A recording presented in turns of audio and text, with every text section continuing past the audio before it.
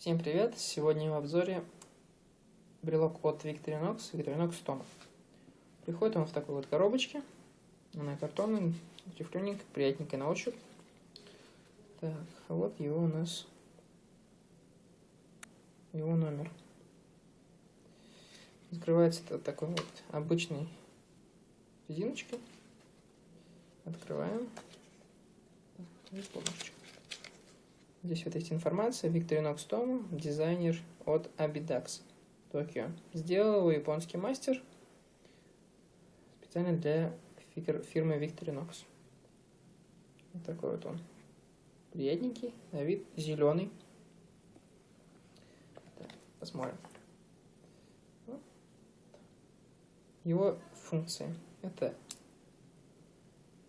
лезвие 58 миллиметров. Пилочка для ногтей и вот это кончик чистить ногти. Также следующим инструментом являются ножнички. Обычные, как у всех, такие вот ножнички. Колечко тоже считается за инструмент. Вот такой вот маленький Victorinox Toma зеленого цвета. Очень веселый, очень необычный, привлекательный на вид. Но хотелось бы сравнить Victorinox Toma и обычный Classic SD. То есть, смотрите, сопоставим их вот на руке.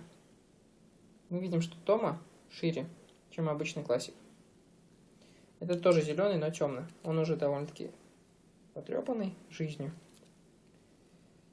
Клиночки у них одинаковой длины. Все то же самое. Но есть отличие. Это во втором ряду. Сейчас вы это заметите. Видите? Пилочки идентичные, но у классика SD на конце маленькая отвертка, а здесь инструмент для чистки ногтей. Я считаю, что этот кончик лишний. Отверточка была бы намного лучше. Если нужно, и отверточкой маленькой можно почистить ногти. Также вот здесь вот мы видим, нету, сейчас ловит фокус, прям беда. Нету ни пинцета, ни зубочистки. И с этой стороны тоже нет. Здесь есть. Это достаточно ухудшает его технические и функциональные свойства для меня. Но если кому-то дарить Victorinox Toma, но это неплохо, потому что он достаточно необычный. Его, у нас редко его можно встретить. Он привлекает к себе внимание таким необычным видом. Он не царапается от обычного классика. Того все-таки уронил, и все нормально с ним.